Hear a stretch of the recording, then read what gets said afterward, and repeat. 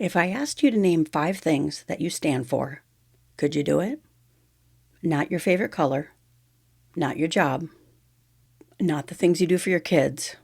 What do you actually stand for? Because I think a lot of us spend so much time trying to fit in that somewhere along the way, we forgot who we are. We learned how to be what everyone else expected, right? How to keep the peace, how to blend in, how to avoid rocking the boat. And one day, it seems like we wake up and realize we know everybody else's opinions, but we're not even sure what our own are anymore. So how do we find our way back to ourselves?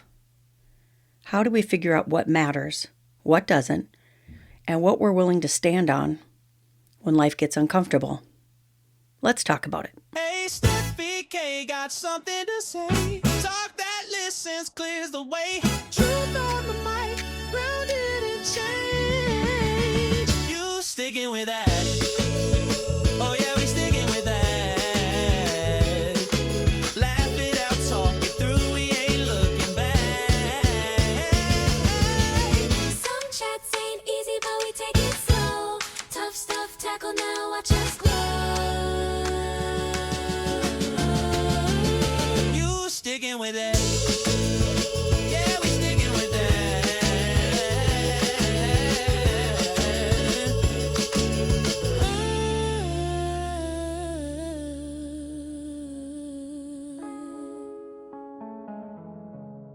Happy Wednesday, everyone, and welcome back to You Stickin With That? I'm Steffi K. Before we can ask, do you know who you are? Maybe we need to ask a different question first. Why do we lose ourselves in the first place? Because most people don't wake up one morning and decide to abandon who they are. Life happens. Disappointment happens. Heartbreak happens. Responsibilities pile up. We spend years taking care of everyone else, keeping it all together, meeting expectations, and doing what needs to be done. And somewhere along the way, pieces of us get pushed to the side. Not lost forever, just buried. So before we talk about finding ourselves again, let's talk about how we got here. One of the fastest ways to lose yourself is to forget your value. And when you forget your value, you start accepting things you never should. You accept crumbs. You accept confusion. You accept treatment you would never want for someone you love. I heard a quote recently: "The healed version of me no longer accepts what the unhealed version of me thought I deserved." As you know, I've spoken many times on my journey these past 3 years, especially with healing and growth and self-discovery, the ups and the downs. I think those of us who've been in any sort of long-term relationship, you get into certain daily habits and ways that we treat each other. So let's talk about a normal couple, for example. You know, typically when you start dating, you're on your best behavior, right? You're putting in extra effort. You're trying to get to know each other.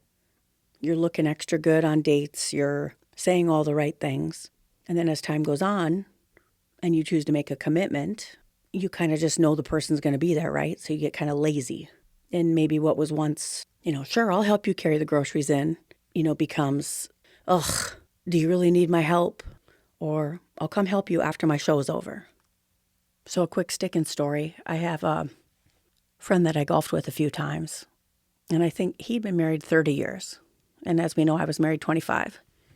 And I would say he was a good buddy to have to golf with and hang out with a bit, but there was nothing extra provided. Every time we went out, I paid my own way for everything, which is great because then I know, it's a buddy situation. But the thing I noticed, it's the little things like taking my golf clubs off the cart and putting them into my car after. And most people wouldn't think of that, but a lot of people would. And it's just something that I noticed. In different times I've been called an over-communicator, which I think is a great quality. But in return, I tend to choose people that are also very communicative. I never have to worry about someone getting back to me as soon as they can. Never really have to worry about people following through in my relationships. It seems that I've always chosen, very forthcoming, happy-go-lucky, communicative people. So when I come across people that are the opposite of that, I notice it right away. And since I've been on my very own Find Your Way Back tour, I found that my bare minimum standard has changed. I've upped the ante, so to speak. I think once you know your worth, you'll be embarrassed by some of the things you once tolerated. It definitely takes stepping away and looking at it from a different view to notice all that. I think on either side of the coin, do you want someone that calls you and checks in every 3 days? I don't. Do you want someone that doesn't remember what they say? I don't. Do you want someone who's mean, crabby, treats people like crap? Nope. Sometimes you just want to say, let's get it together here. I can remember years ago I called a friend for some advice and also just to have a friend to talk to. And he asked me, he goes, "What's your plan?" And I said, "Well, what do you mean plan? I don't really have a plan." He goes, "You don't have a plan?" And he kind of started yelling at me, and I'm like, I am barely hanging on here, buddy. We need to just be grateful that I'm, moving forward and showering every day and talking to people still. And now fast forward, I do have a plan. For me, it consists largely of following through on what I've said I'm going to do for myself, most importantly. I think those of us who've been in survival mode for so many years, we don't know any other way. And we do tend to put everyone else first. And I think a lot of it is we're too busy worrying about what everyone else thinks and what everyone else is doing. And at the end of the day, none of that matters. It matters what we think and what we're doing to move our lives forward. I think life can throw zingers at us, right? Where we're just knocked on our butt, and it's all about our perspective, how we look at it. I think for me, things shifted when I went from why is this happening to me to how is this happening for me? And always trying to see the good in every situation, even if I had to kind of pretend it was there. Eventually it showed up right on time. When I share stories and experiences that I've had, I never ever feel like I'm a victim. So I do want to make sure I get that point across. If I asked you the question, if you could go back and change your past and change some of the things that happened to you, what would you change? And the answer is really nothing, because we wouldn't all be where we are today and get to do all the exciting things that we get to do ahead if everything hadn't happened exactly as it did. And a lot of the things don't make any sense right now. I have a lot of things that make zero sense right now, but I know that they will. I know that they will. I shared that story a couple episodes ago. I mentioned that when I was like 15, there was a kid, Trevor, that had played a joke on me, pretended he was someone he wasn't, and I believed him. And that changed everything. It made me more alert, it made me more aware. I really feel it can correlate to things that have happened to me the past 3 years as well. Sometimes I think we go through situations so that we become stronger, so that we can help someone else down the road. If I have a friend or if I meet somebody and they display a behavior that isn't acceptable to me, I always just say, well, the man that God sends for me would never treat me like that. And it's time to move on. There's no anger, no bitterness. It's self-respect. So we've all heard the phrase, love yourself first, so many times that it almost sounds cliche. But maybe there's wisdom in it, right? Because if your cup is empty, eventually you'll start asking other people to fill it for you. You'll look for validation, approval, attention, rescue, and that's a heavy burden to place on another human being. The healthiest relationships happen when two whole people come together, not when two empty people try to complete each other. Fill your cup first, learn who you are, learn what you stand for, learn what brings you peace. And then, when someone comes into your life, they're not responsible for your happiness. They're adding to it. Because the people in our lives should enhance, not become our lives. Something to think about. To share a stickin' story that ties in here, I had a friend visit from Nebraska, and we were out, and she was just observing a few ways that I had grown, I guess, and changed. And she said, you always had to be the life of the party. It seemed like you wanted to be in charge of everything and plan everything and be the center of attention. And I could see how she thought that, and I can see how many thought that. But as I reflected on that, I realized that when you're in charge of everything, you can't be left out. And as a kid, I was the one that kind of wasn't invited to parties and, didn't have the right name and didn't have the right clothes and all the stuff. And that was fine. I'm stronger because of it.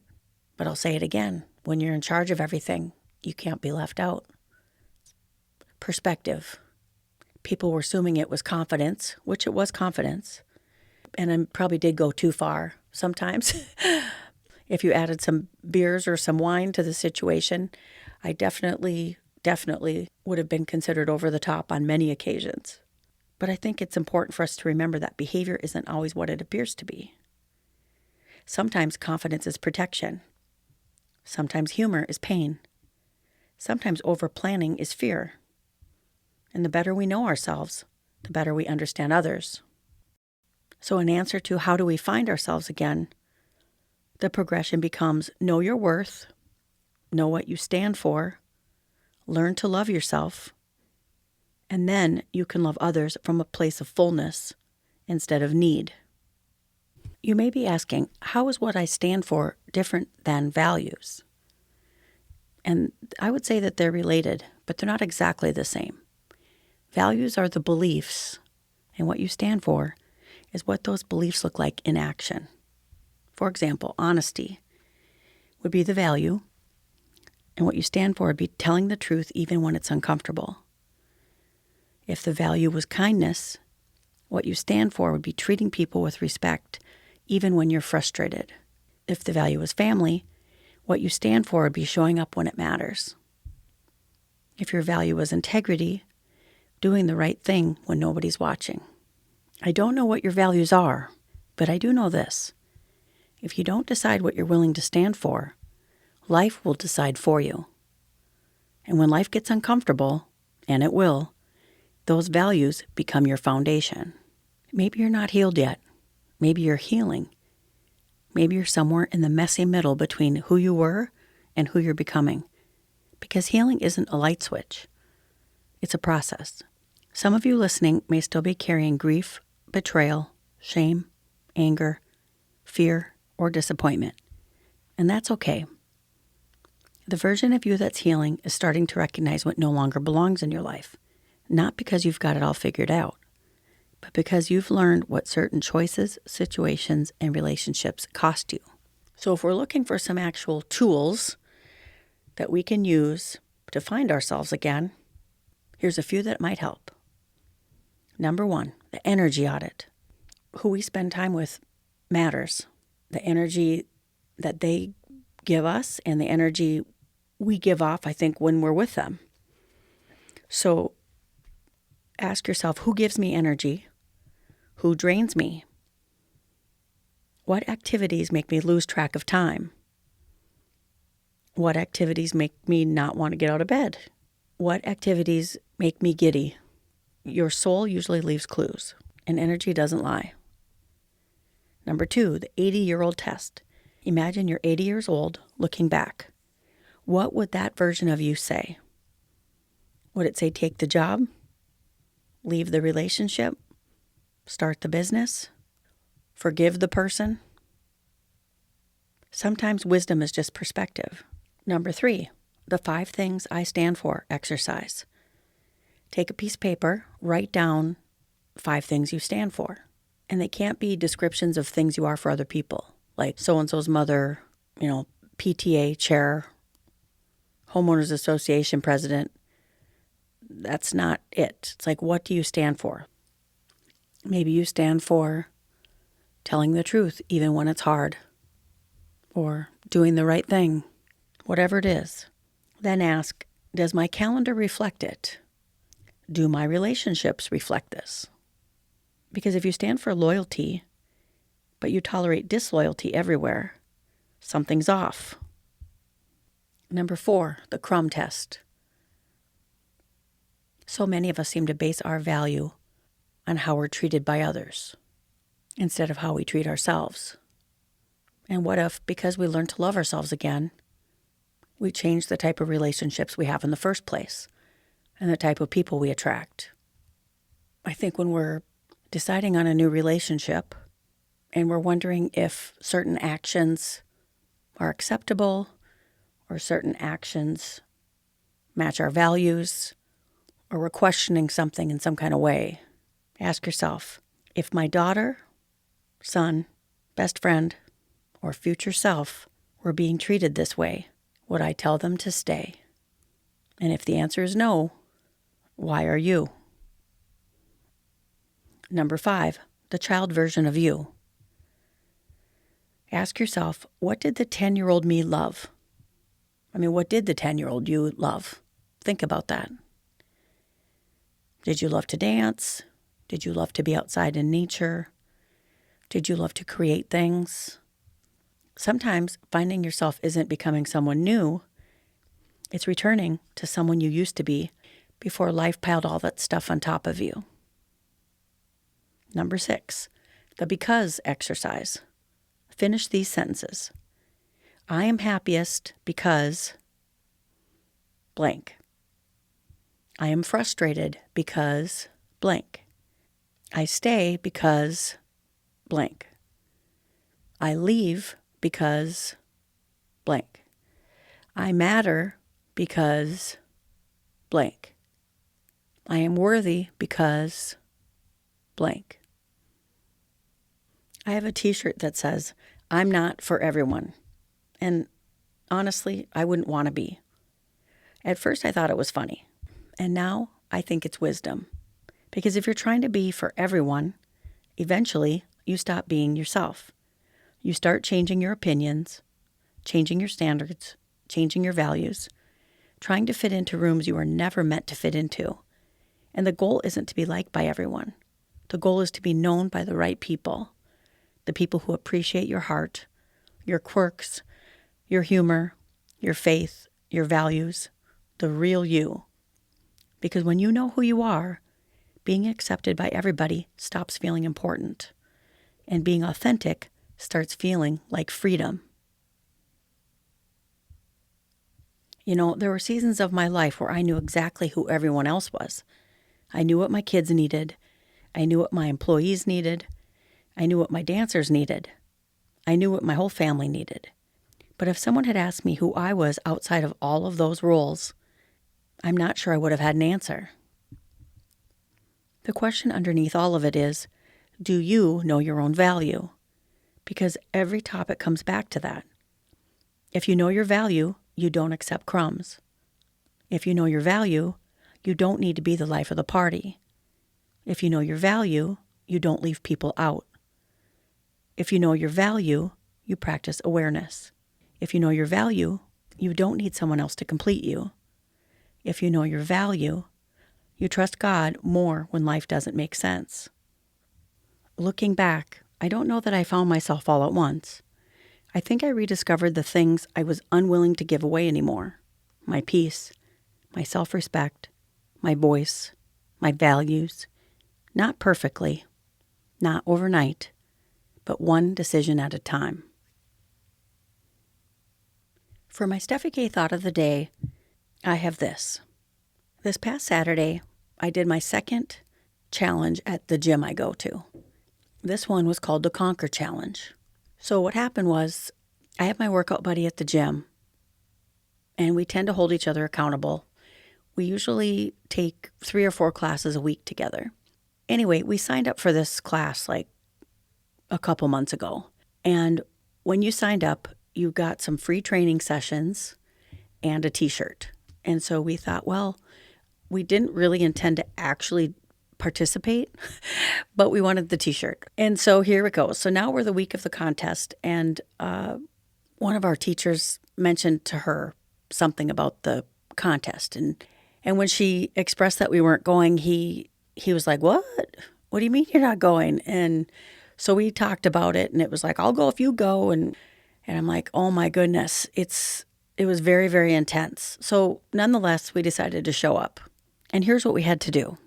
It was 500 meters of rowing. Then we had to deadlift 95 pounds. Then 10 push-ups. Then 10 overhead ball slams. You take the ball over your head and you slam it to the ground. You had to do that 10 times.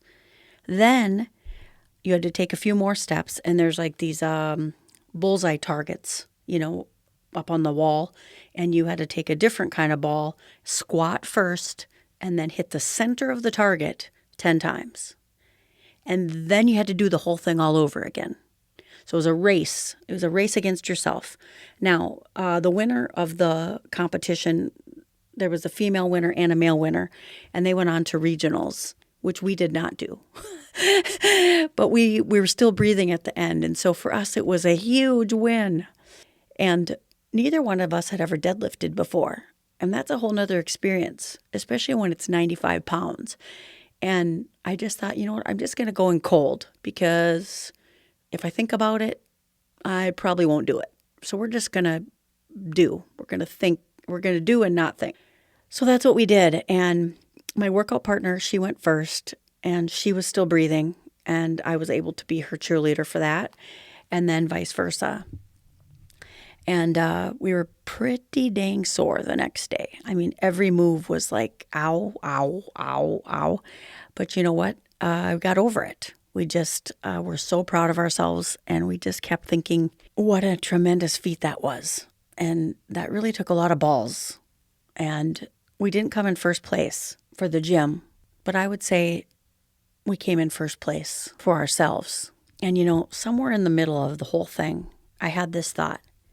We don't know what we're capable of until we ask more of ourselves.